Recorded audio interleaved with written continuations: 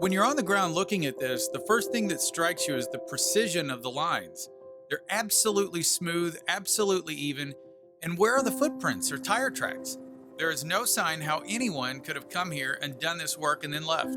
Just to have the land surveyed and laid out with this accuracy would cost $100,000. But why would anyone create something this big, this precise, this far from where anyone would see it? It sounds like something from a movie. It was first spotted by National Guard reconnaissance pilots. A grand geometric design in the Oregon Desert has some talking UFOs. From the air, the mysterious symbol seems to bloom, almost come to life. The other part is, when you see it from the sky, it's symmetrically perfect. On the ground, you not only get an up-close look at the drawing, but you start to realize what may have gone into actually making it. An incredible job of surveying, and it's in the middle of absolute nowhere. But the questions remain. Who did it and why?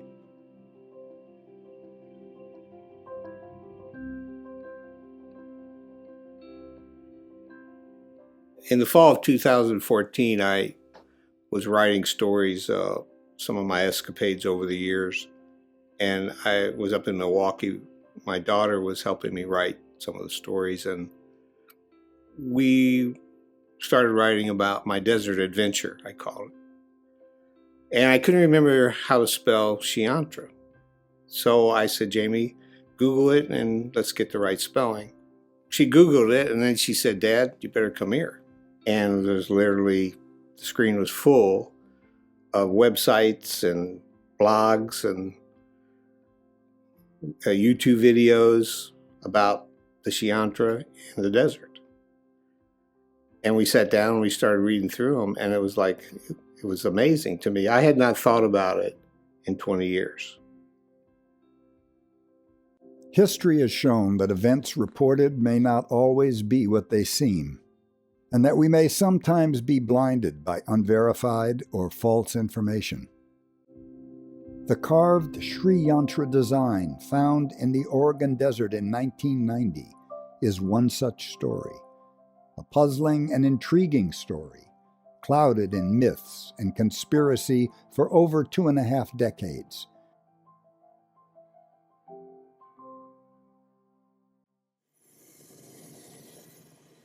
The 190th Air National Guard Reconnaissance Squadron, flying out of Mountain Home Air Base, Boise, Idaho, in late August 1990, photographed a very large and unusual object during a routine photo reconnaissance training flight over the Oregon Desert. It was only later, while the training photos were being examined, that the unexpected discovery was made. The Idaho Air National Guard has a huge mystery on its hands, and that's our top story today. During routine photo reconnaissance missions over Oregon, RF-4 jets spotted and took photographs of a huge carving in the desert over 1,000 feet across. The mysterious design has appeared carved in the dirt of a dry and isolated Oregon lake bed. From the ground, all you can see are furrows going every which way, tiny trenches precisely 4 inches deep. But from the air, a stunning sight revealed. Fully 1/4 mile across, it's a complex design of nested triangles and swirls in exactly parallel lines. Its symmetry is perfect. It's relatively recent, like mid-August. Surveyors say that creating the strange design would have required enormous effort, high-tech transit equipment, and perhaps $100,000 worth of time and gear. And there is something else puzzling here, something you do not see. You do not see tire tracks, the kind of tracks that might be made by a tractor or a plow. No tire tracks and no footprints. Whoever carved the Oregon Desert design, whatever carved it, surely wasn't hunting for publicity. It's tucked between twin mountain ranges in one of the more remote corners of the continental U.S. The design was found in an area of the Oregon high desert called Mickey Basin, which is located east of Steens Mountain in the southeastern part of the state of Oregon. Because no water ever flows out of Mickey Basin, it is dominated by a dry lake bed or playa. Further, because it's separated from the Pacific Ocean by 2 mountain ranges, the Cascades and Steen Mountain Escarpment, it receives about 1/3 of the 15 inches of annual rainfall that is common outside of the Steens Mountain rain shadow. Because of its extreme dryness and summer temperatures of 100 degrees Fahrenheit plus, the playa is completely free of vegetation, and its dry silt surface can remain free of water for many years at a time. Mountain Home Air Base, Boise, Idaho. 30 days after the reconnaissance photos were taken, the Guard released their findings, stating that the design was not part of a government program and it was not made by extraterrestrials. The U.S. Bureau of Land Management in Burns, Oregon, stated that where the design was located is a protected wilderness study area and that no motor-driven vehicles are permitted there. Bureau of Land Management officials have launched their own investigation to find those that defaced the desert dry lake bed soil. Sergeant Charlie Swindell of the 124th Tactical Recon Group developed the first film canisters. When I saw the negative, I thought maybe one of my people was kind of pulling a joke on us. When we first started in on the 5th, we saw some film that had been shot on the 4th of September. And it was just straight lines out in the desert. Didn't mean a whole lot. But it did kind of make us curious as to how long it had been there. This is one of our regular routes. Well, we backtracked film and saw some film on the 24th of August that had a really good negative. Had the whole image on it right straight down so you could see just how good it really is. I got to take a little airplane ride, a private aircraft, to fly out there and actually see it myself. But it was definitely awe-inspiring. Being an ex-cop, I was more or less treating it like a crime scene. That means I physically inspected the site. I looked for anything, footprints, tracks.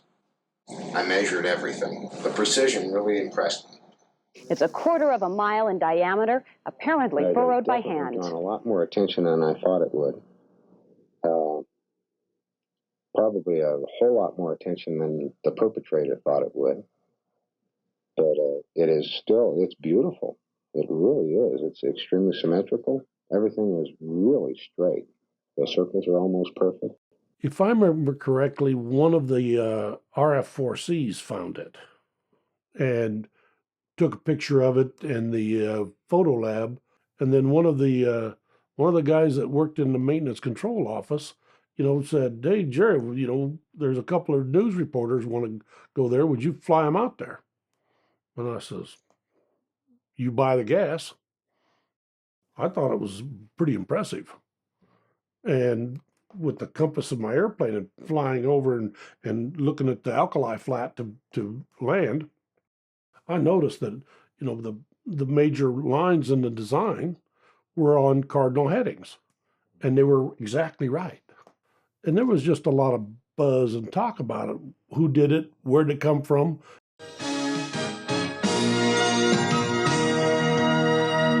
Good evening, everyone. Thanks for joining us. This has been a night for mysteries. A bizarre puzzle similar to this one has turned up here in the Northwest. So far, no one has claimed credit for making the design, and none of the local ranchers admit to knowing anything about it. Surveyors say to do a job like this would cost tens of thousands of dollars and take hundreds of man-hours. It's like one of these camping shovels that bend at a 90-degree from the handle, and you can get down and kind of hoe and scrape the dirt to each side. It was a thing of beauty, and to leave it, I felt it more leaving than at any other point because I just wanted to go back to it. I felt very drawn back to it. Lots of questions have surfaced as to who's behind this pictograph, including the possibility that it's a Star Wars laser experiment, if you can believe that one. The 124th continues to fly missions over the area once a week, but no investigation is underway. Coordinates of the area is being kept quiet to preserve the carving, a carving both beautiful and mysterious. What really happened that late summer in the Oregon desert? Because it took so long for the Guard to release their findings, some people wondered if the government was keeping something from them. There were questions about its creation. If it was made by man, how was its design so perfectly executed without heavy equipment? And why were there no footprints or tracks left behind? Newspapers throughout the world carried the story for weeks, while broadcast stations made it a day and night news event. A professor from Boise State University, Felix Heap, says he recognized the symbol immediately. Dr. Heap, who studied Indian and Hindu art, says the symbol is called a yantra. The design is a fixture in the Hindu religion and used as an aid in meditation. It represents the paradox between time and eternity. In India, the Sri Yantra is found in people's homes, on their altars, and even as the underlying plan by which temples have been made. Tradition has it that several ancient Indian cities were laid out according to the design of the Sri Yantra, and became known for their auspiciousness because of the powerful resonance of natural laws that resulted. According to traditional sources, the Sri Yantra has been a part of life in India for thousands of years. Being a yantra, this mathematically irrational design is considered to be much more than a mere symbol, which can only represent an idea or concept. Because of this status, it's no surprise that there's a body of traditional rules governing how it is made, where it is placed, how it is treated, and what is to be expected as an outcome of correct or incorrect use of it. Today it remains a strong tradition that proper construction of a Sri Yantra, whether made by lines drawn on paper, etched in metal, or built from stone, will generate an influence of peace, harmony, well-being, and spiritual growth for the maker and the environment. An artist from Iowa came forward to say he and some friends had made it. The man who created the design is surprised, yet pleased it drew so much attention. We put it where, you've seen where it is. We didn't expect anybody would see it. Even though they did see it, we didn't think anybody would get excited about it. And it's wonderful. You know, that to me is very satisfying. Witherspoon had help from 4 other people, including his own 10-year-old son. He said it took 10 days to create the symbol using simple geometry. Witherspoon could be facing a fine by the BLM for defacing public land. It's a fine he's ready to pay. What was done and why it was done had its own story, its own complexity, which maybe is as rich as the alien possibility. A friend had asked me if I knew about the Sri Yantra, and I said, well, sort of, you know. And I thought, but would you make me one? And I said, well, I don't know if I can make you one. I'll do some research. So again, I did a bunch of research, and some great things came out of that. And I concluded, yes, I could make one. I'm out in the desert making paintings and so forth, making watercolors of the earth shadow and of skies overhead. Now, ever since I started painting, I also pursued geometry. Geometry had something special to it. It was more than just pure mathematics. That there was something which now is called sacred geometry, related to nature in a very important and deep way. And the geometry I chose to put in behind these paintings was the Sri Yantra.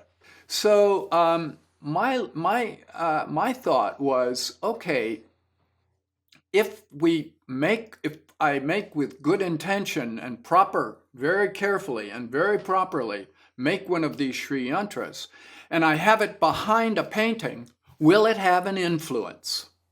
And if I have another painting that's the same, but no Sri Yantra, would there be a way to detect the difference? I made a bunch of work, a bunch of paintings and things, and then I had a show. Maybe it was, I don't know, maybe it was in December. And the title of the show was Paintings You May Not Need to See. And I invited a group of blind people to come to this gallery. We shut the gallery, there were just those folks. And then we had a question, and I asked them to just experience what they experienced. And they were free to do whatever they wanted. and they moved around and this and that. And these folks went right to that painting that had the Sri Yantra behind it, not any of the others. They could feel the frames, they could feel this, but they went to that one. And they identified that as having some special feeling. I can remember, it was like a flash. Make a Sri Yantra that's big enough that you can live in the Bindu and see what happens. And I'm a diehard meditator, and I want to know what will happen, to my experience, my inner experience, which is what's most important to me, in a way. And I know the place to do it. And I thought, okay, first thing I remember doing this and doing some calculations. How much space do you want? How big do you want this Bindu to be? You'd like to live there, 3-4 weeks, something like that. As it turned out, it was about 3 weeks, I think. How about 9 feet? That's a nice number. 9-foot diameter. Okay, so I had been working with the oldest Sri Yantra image that I could find, which came from the 16th or 17th century.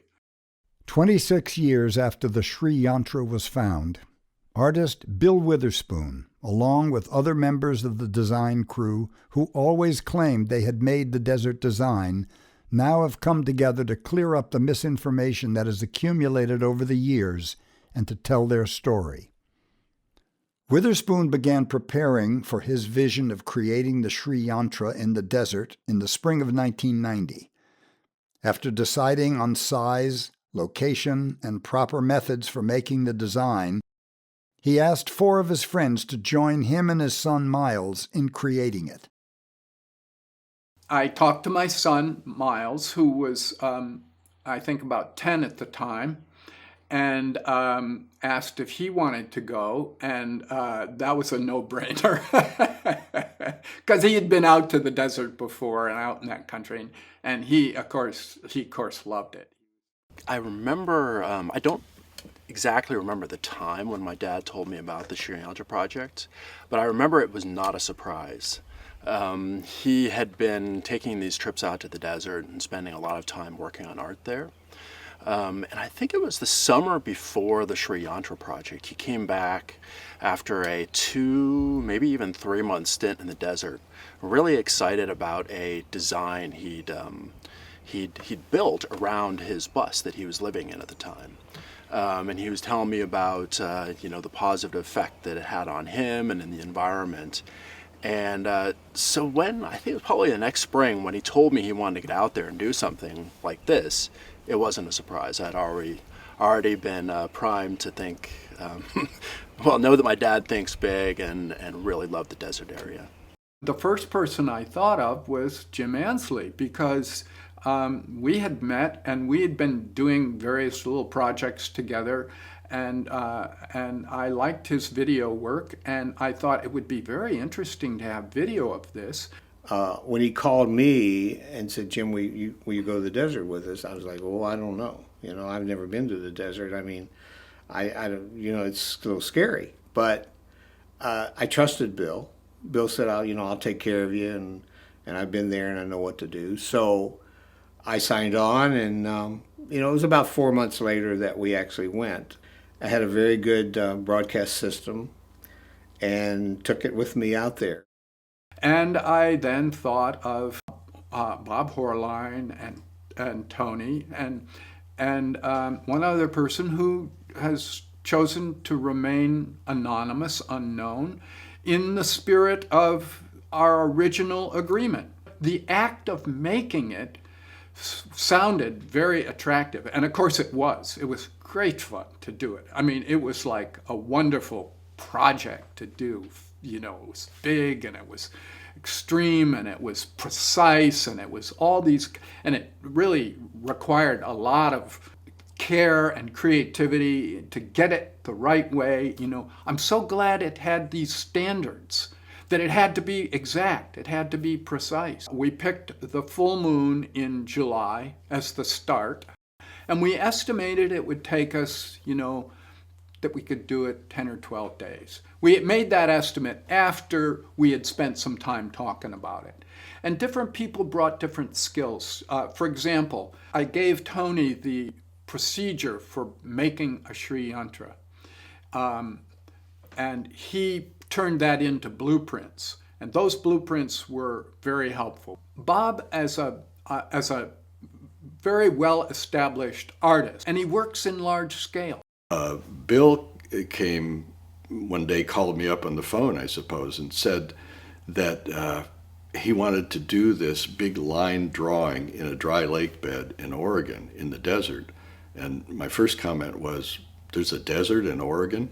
Because I didn't know that, but I got to know it well. And there is the whole southeastern corner of Oregon is totally unlike the Oregon that we all know about. And so anyway, I said right on the spot, I'm in it. Before I even knew what it was, I said, fine, I'm there, let's do it. When I was in art school, we studied this whole category of art called earthworks. We studied that in school, and it was always something, and it mostly happened in the Western landscape, which growing up out there, of course, I related to. I always wanted to do something like what Michael Heiser, Robert Smithson, Walter D. Maria, these were the guys that were like big when I was in art school. And similarly, the other person was right ready for it. So we agreed. The ground rules were it was to be anonymous. We weren't doing this for our career. We were doing this for our own individual experience. We weren't going to try and market anything or, nothing like that. And no problem with all that. The footage that I shot, I ultimately put it away after a period of time, and literally it got lost. I did find the camera masters in a box that was buried in camera masters that I had. So I called Bill Witherspoon. He was very interested in what I was wanting to do.